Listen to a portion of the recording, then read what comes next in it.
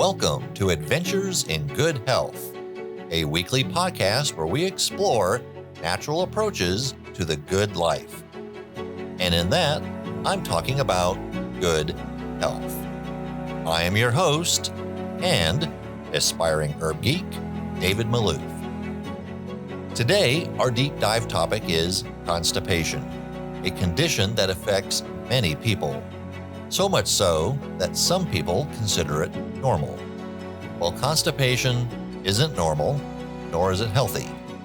So let's have a frank conversation about the condition and explore some of the natural approaches to improving our body's ability to expel waste. And then we'll walk on over to Doc's Herbal Corner, where we will discuss sea moss, what it is, what it does, and what we need to know about it. This podcast is sponsored by Dr. Tates, Herbal Tinctures and Tonics. And while we will mention the tonics if they are relevant to the conversation, this podcast is not an infomercial. We are discussing a wide range of topics, but I wanted you to know who is sponsoring the show. Let's get started. Today, I am joined by naturalist, master herbalist, nutritionist, detox specialist, lifestyle consultant, author, and diplomat of integrated medicine, Dr. Stephen Tates. Dr. Tates, thank you for joining our podcast. It's my pleasure. My pleasure. So, Doc, today's primary focus, we're going to jump right into constipation. Mm-hmm. And then a little later in the podcast, when we shuffle on over to Doc's Herbal Corner, we're going to talk a little bit about sea moss. Great. So constipation, that is something that affects a lot of people. And I think a lot of people even accept it as a certain level of normalcy. What can you tell us? Well, you hit the point. A lot of people think that, having, 2-3 bowel movements a week is normal. Let me explain how the body should work, and then what happens with constipation, so we can set, a framework with this. Okay? Normal bowel movement should be at least once for every time we eat. Every meal we eat, we should average at least one bowel movement. If we haven't eaten all day, we still should average 1 to 2 bowel movements a day.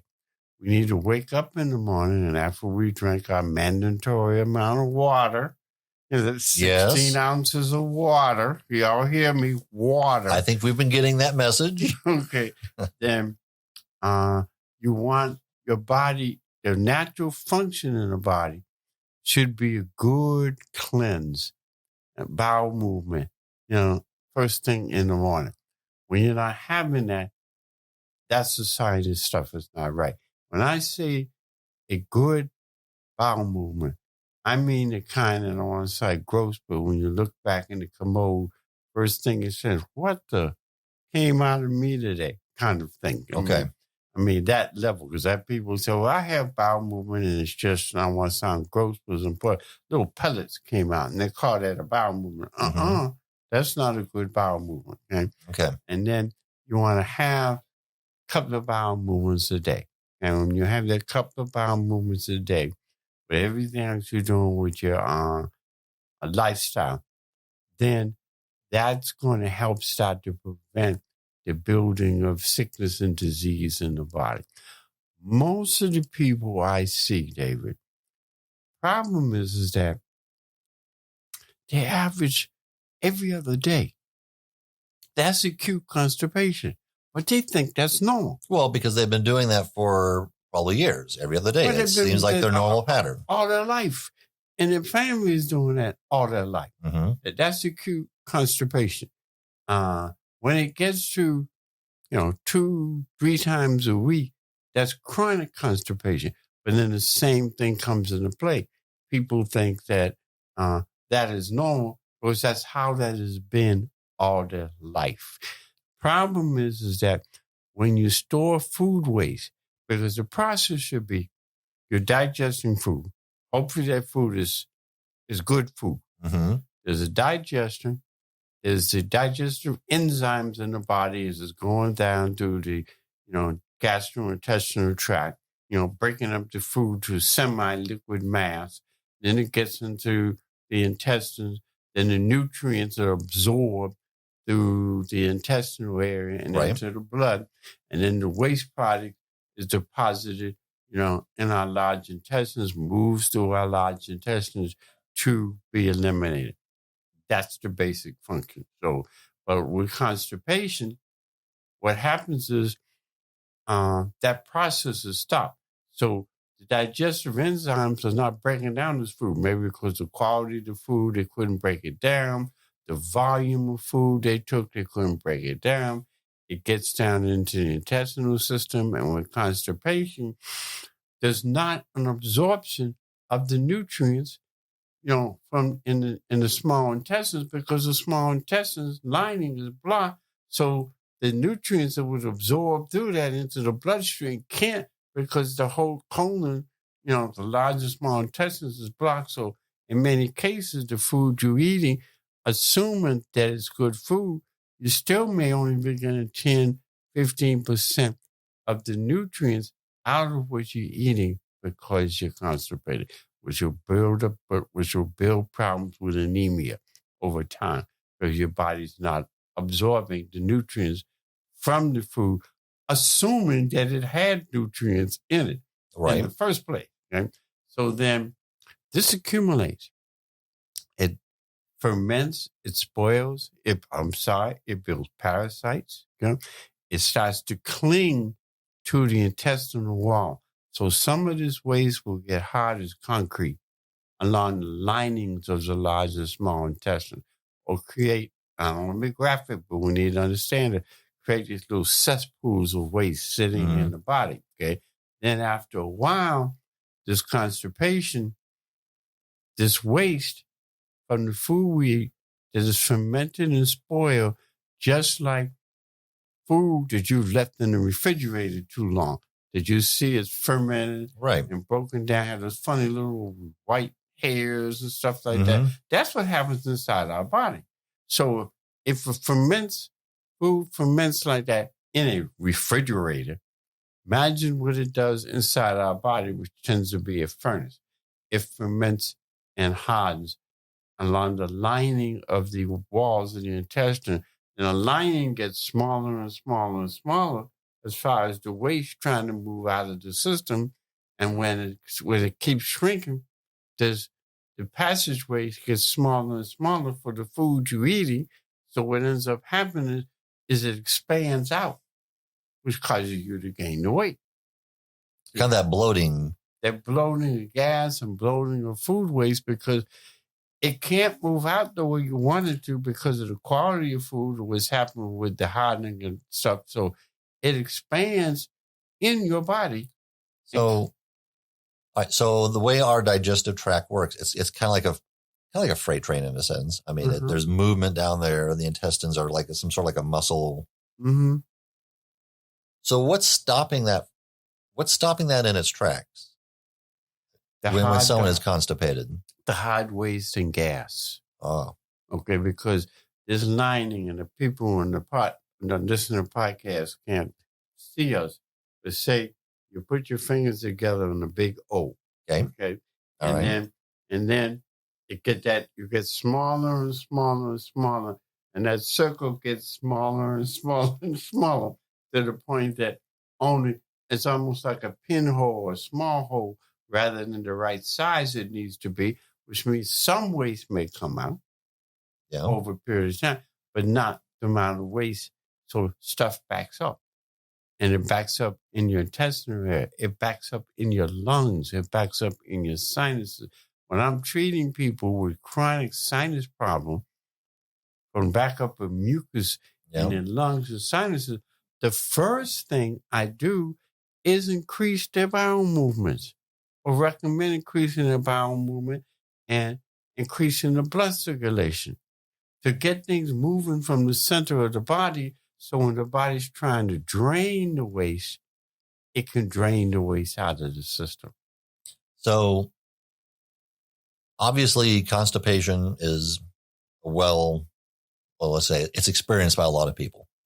And there are medications that over the counter or whatever that people can take. From my personal experience, it either takes a long time to help, or when it works, it becomes the exact opposite problem. It goes from one extreme to the other extreme. Yeah. So, and if people need to be educated about what is the best approach for them. On this podcast, we're talking about natural approaches to good health. Mm-hmm. So with that in mind, someone who wants to take the natural approaches to good health, what is going to be your recommendation? Well, one need to change their diet. Okay. Start putting more fiber-rich foods in their body. They need to exercise, especially intestinal area, to get things to move. Mm-hmm. Okay? They need to, again, as we started off, drink a lot of water. Start getting fiber foods like your dark green leafy greens, your grains like quinoa and stuff like that. You might want to look at something to help increase their circulation, like, my blood tonics and stuff. We also want to make sure you're taking something safely that helps the bowels to move. I mean, laxative is a multi-billion-dollar business. Mm-hmm. Why is it $1 trillion business? I mean, you're going into a pharmacy, and you're looking for a laxative.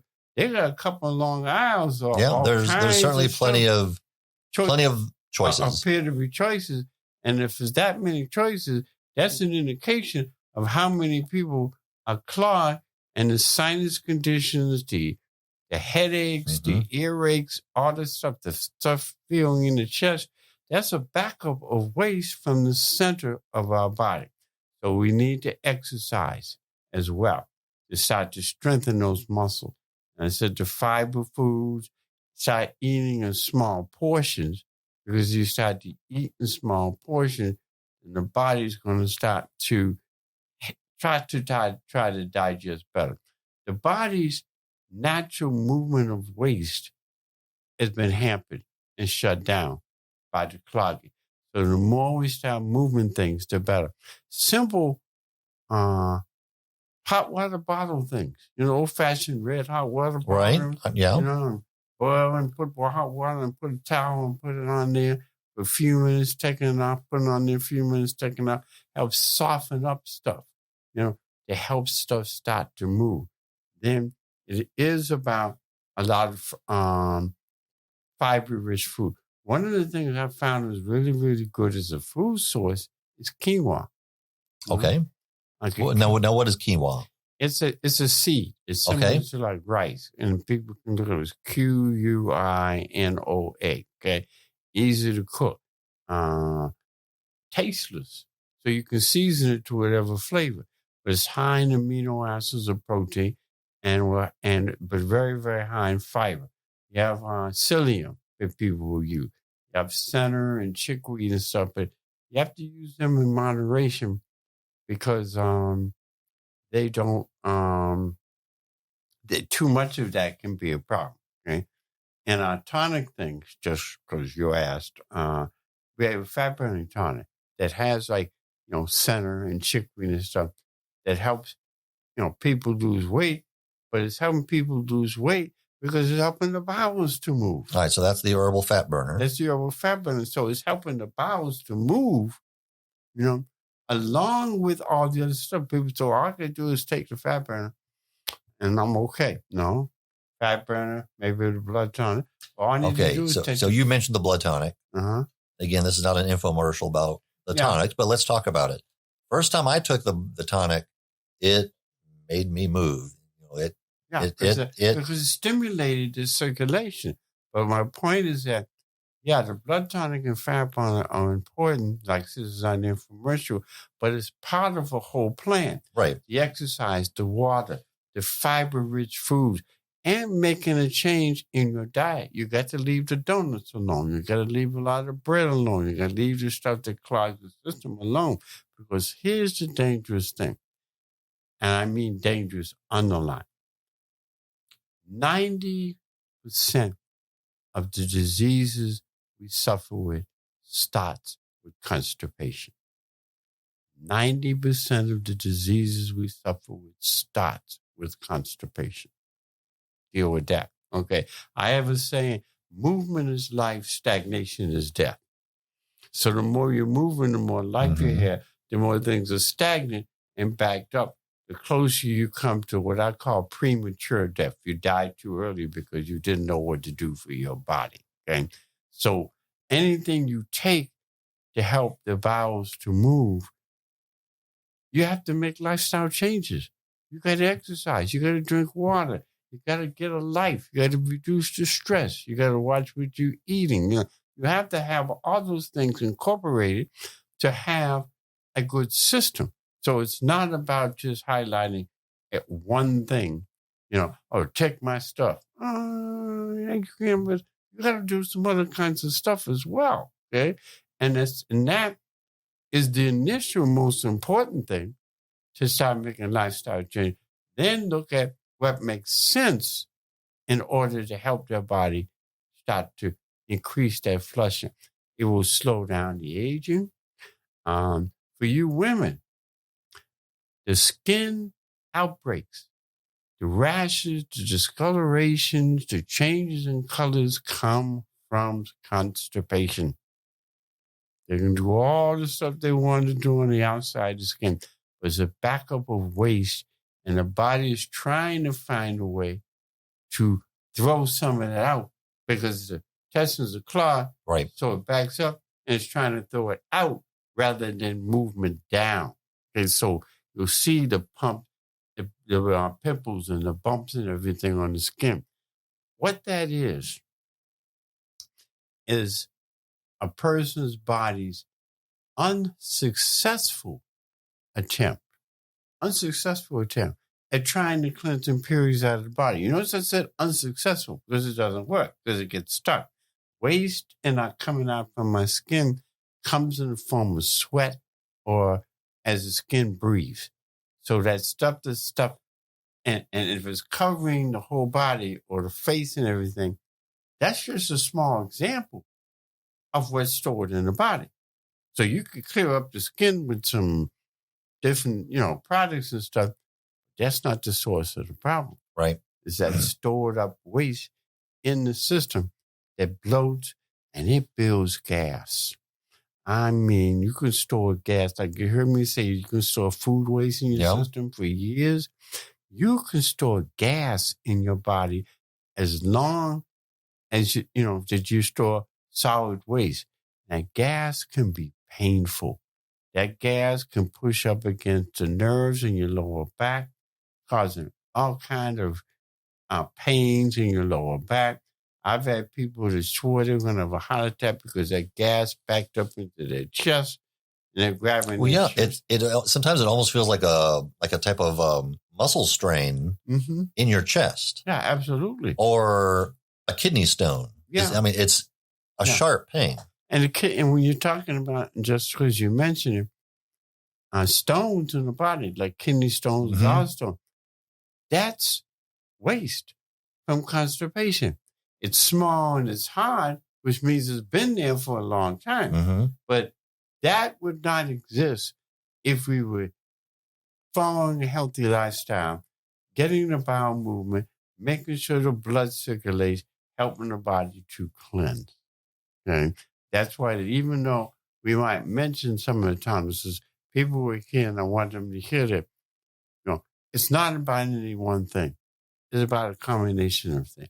If you find something else that works for you and the body's responding to it, then you want to stay with what works, What about like walking?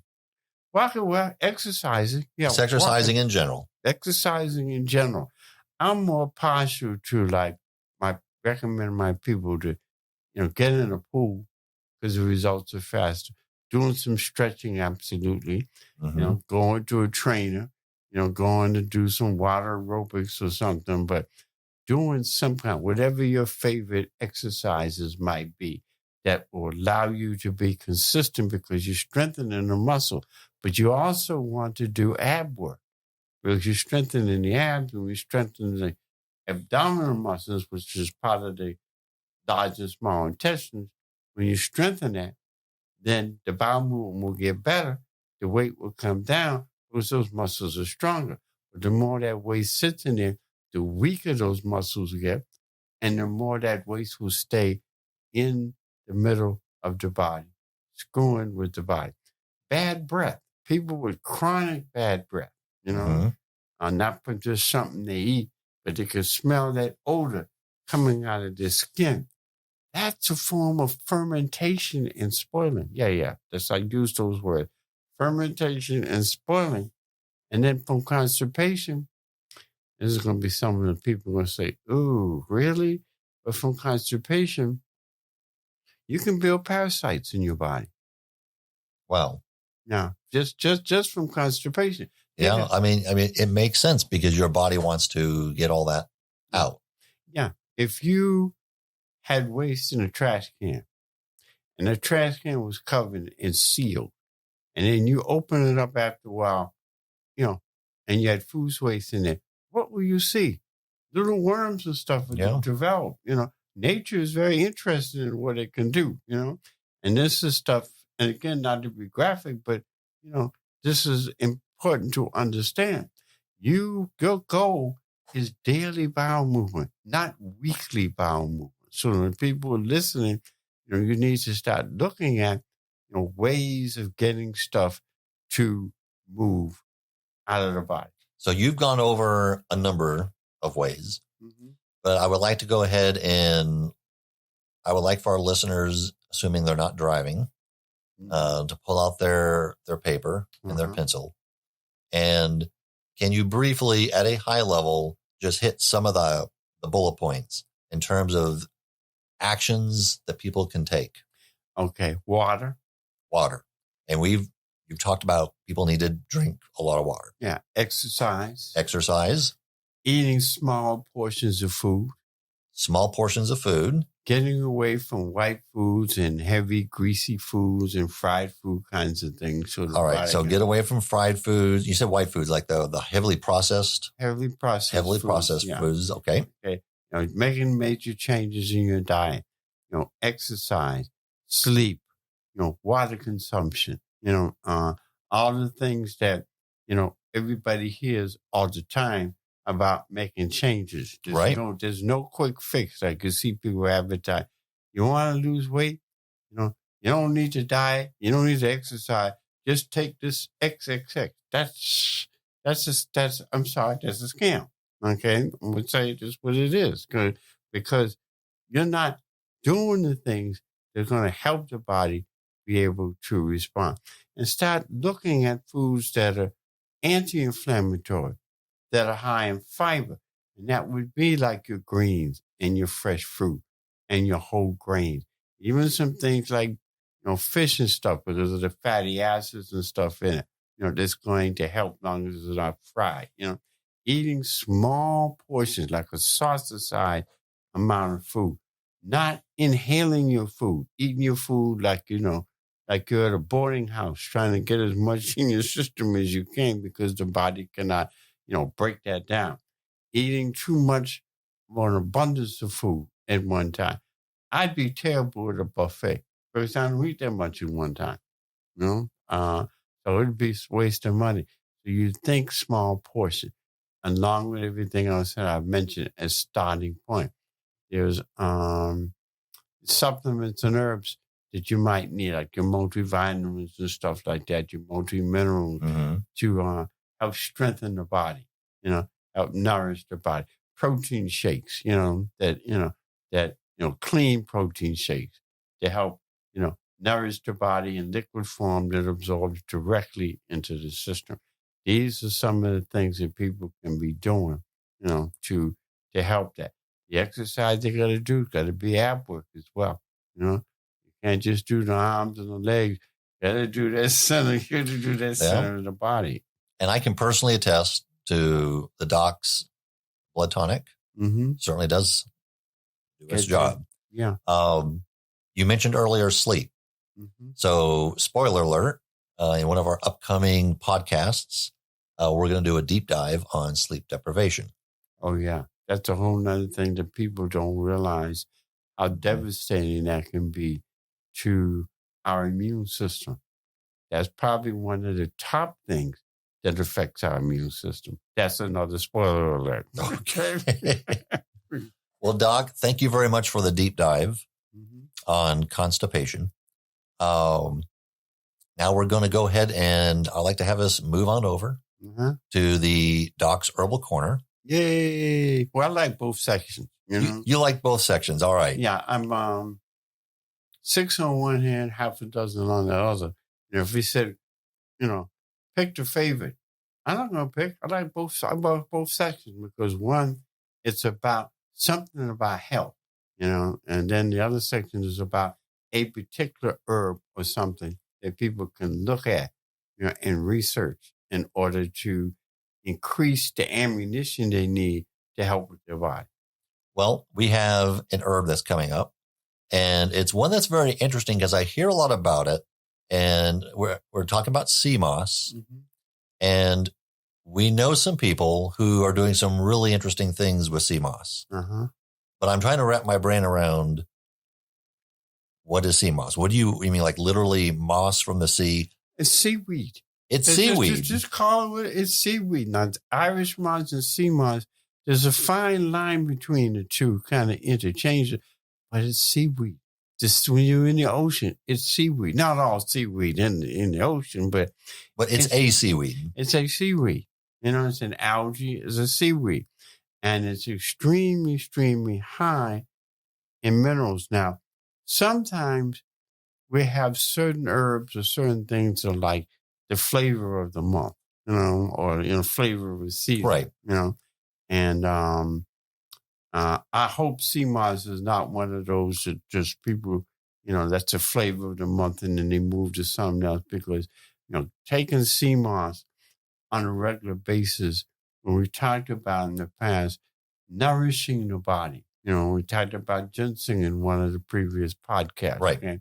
You're doing ginseng and you're doing sea moss, not necessarily at the same time, but on a regular basis, you have two powerful things that are going to do so many similar but by diverse things for the body. I mean, just, off the chain kind of stuff. So first, yes, it's a seaweed.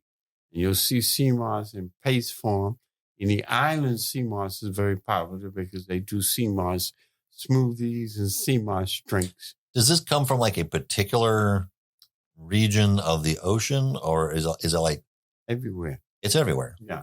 Okay. And in the islands, it's very popular. They got the sea moss drinks. Of course, sometime when you're in the islands, like in Jamaica or someplace else, they have the sea moss drinks, but then they'll add a bunch of sugar, a bunch of other kind of stuff in it because it has it's an interesting, mild but interesting taste, But sea moss paste is good, To learn if you get the seaweed itself, the dry seaweed, and you can look up recipes and make your own sea moss drink because you can go in and see a lot of different recipes when you just buy the dry seaweed. And when you look at it, you'll be like, this is really seaweed.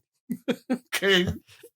I had no idea. Now, let me go through some things in the time that we have. Okay.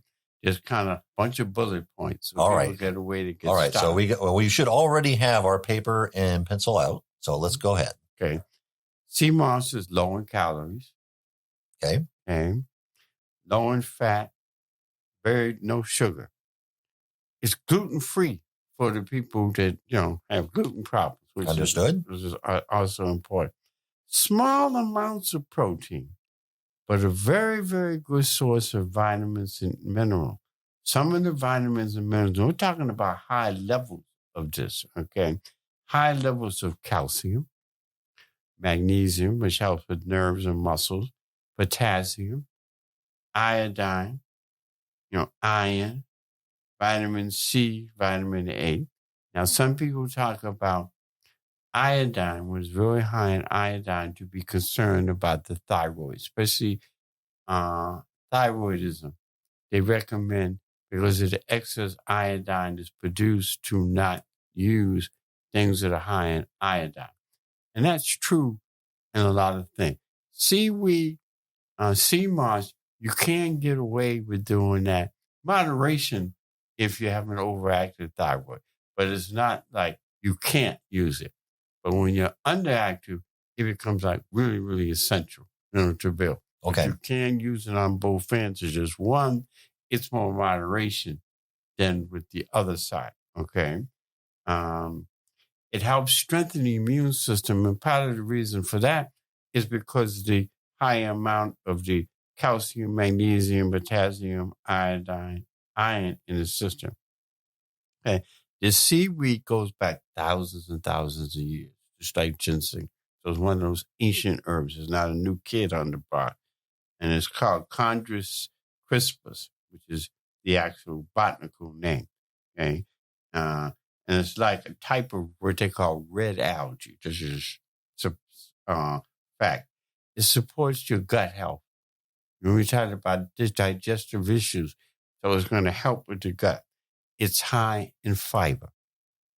So we talked about other things that are high in fiber. Yeah, absolutely. So sea moss is high in fiber.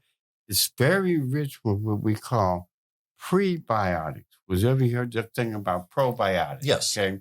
But the prebiotics help the probiotics work better. So you have the pre, you have the pro. And your sea moss is very high in the prebiotics that helps increase the probiotics effect on the body.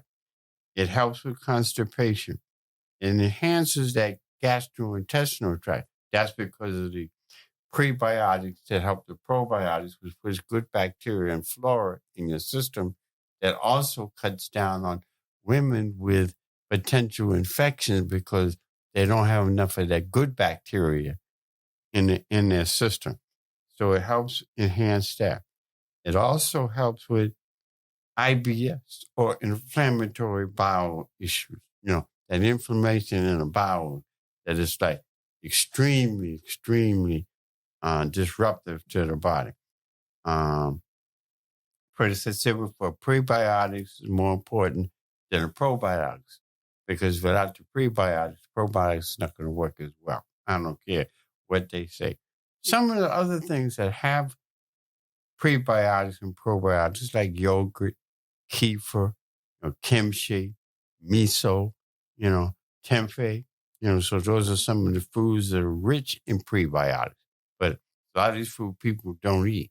But, if you start doing the sea moss, then, you can have that as part of your diet too. But the sea moss is enough to give the body what it needs. So sea moss is something that you want in your diet. Your regular diet. Your regular diet. Uh-huh. And then the other things is it's high in antioxidants, which is that vitamin A and C and stuff we talked about earlier. Right. So that makes it a cancer fighter. And it's anti-inflammatory. And it's rich in amino acids. Amino acids is what converts into protein in the body. Like I mentioned in the previous podcast about quinoa. The best form of protein is a protein that goes in your body in amino acid form and converts into protein in your body. That's the best type of protein to go into the system. It's a brain food. It helps strengthen the nerves, but it helps with the brain.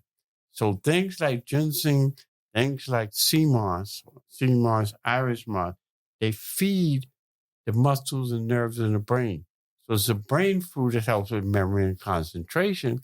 But as we get older, then it helps, with Alzheimer's and dementia, which comes from dehydration, lack of oxygen, constipation, poor nutrition. Okay. It's not like you're stuck and you're going to, end up with dementia and stuff and you have no control over that. The body's not designed to break down. It's not designed to break down. It's not designed to break down. It breaks down because we don't know the right things to do for it. Okay. Now, last but not least in this, there are like 18 known elements in the construction of our body. Known elements. There are others. Out of that 18, sea moss has 15 of those 18. Oh, wow. It's like a superfood. It is. It's not light. It is. It is a superfood. Yeah, that and ginseng and stuff. It's like real superfood. Not, that advertise. This is a superfood. Okay, where's the proof? Okay, where's the research? The only things that is missing, lithium, manganese, and a high enough iron. So the sea moss has some iron, just not enough. Okay, so it's listed as missing the adequate amount of iron. But those are the three. All 15 out of 18.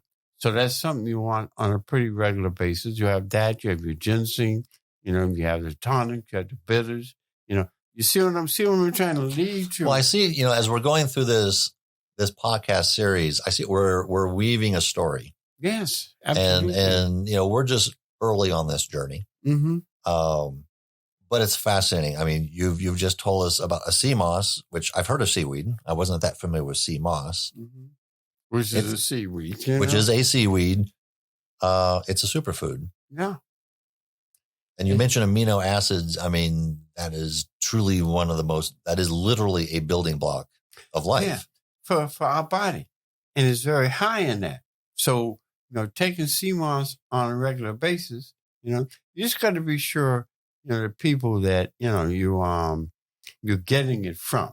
You want to get it from people that understand the value of sea moss. And I think you got, somebody's you're going to be talking to. We are. That it's another spoiler alert. Right, yeah. That has that knowledge, enough knowledge on that. You don't want somebody that's just a salesman. I heard sea moss is good. That's not enough.